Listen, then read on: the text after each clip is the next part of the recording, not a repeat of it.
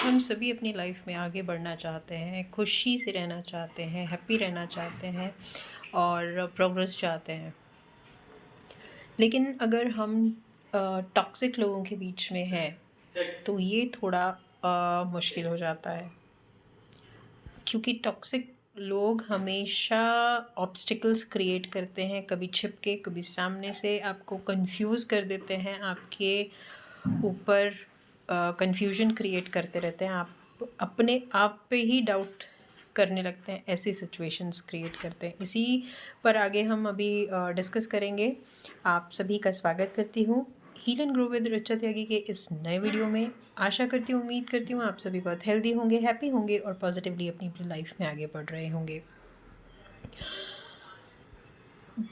बहुत बार ऐसे हम देखते हैं कि हम कैपेबल हैं, हम हमारे अंदर क्रिएटिविटी है, हम बहुत पॉजिटिव एटीट्यूड भी रखते हैं, पॉजिटिव अप्रोच भी होता है हमारा।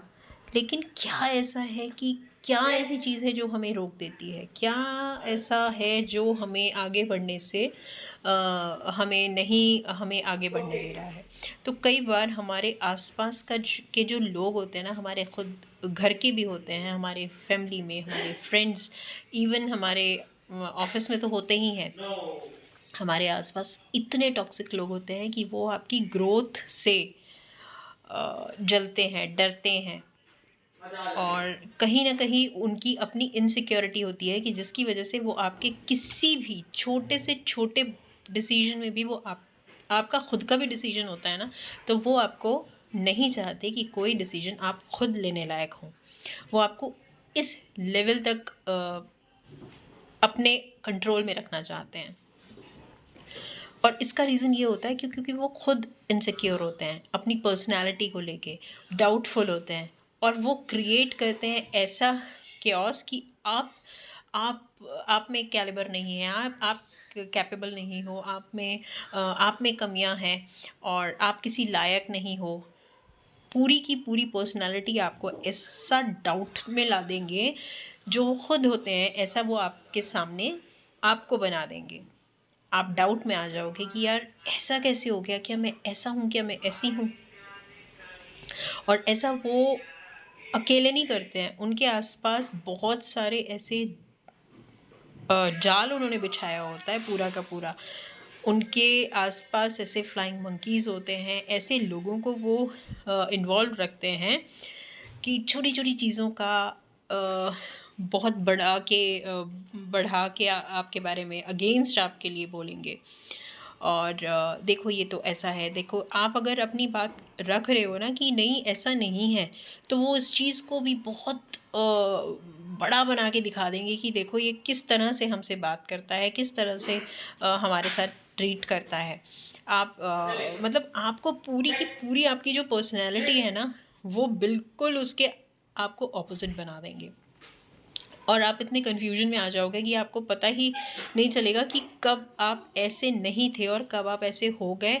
और आपका तो नेचर बिल्कुल शांत और अपनी बस अपने तक सीमित, कि आप अपनी ड्यूटी पूरी कर रहे हो, आप अपनी रिस्पॉन्सिबिलिटी निभा रहे हो, आप अपने आप में मस्त हो, आप खुश हो, आप किसी को इनसिक्योर नहीं कर रहे हैं, आप किसी को परेशान नहीं कर रहे हो।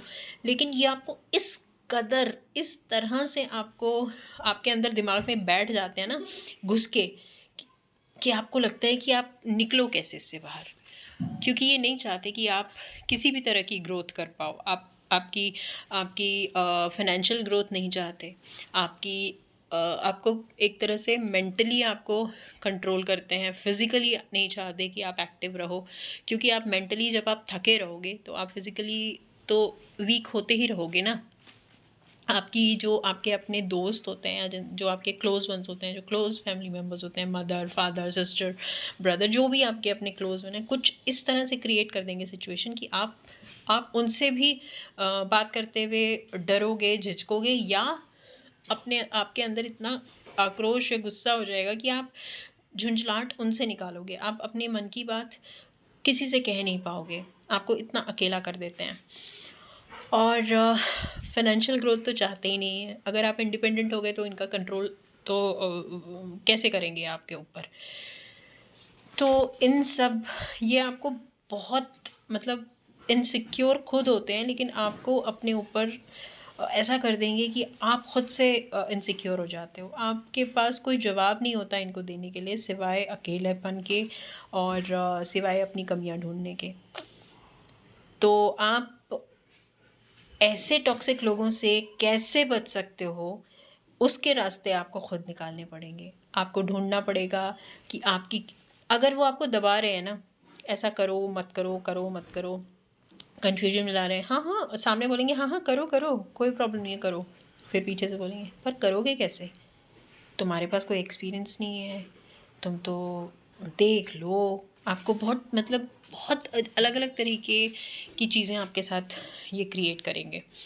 तो इनकी बातों में आने से बेटर ये है कि आप अपने डिसीजंस इन्हें बताएँ ही ना कि आप क्या कर रहे हैं।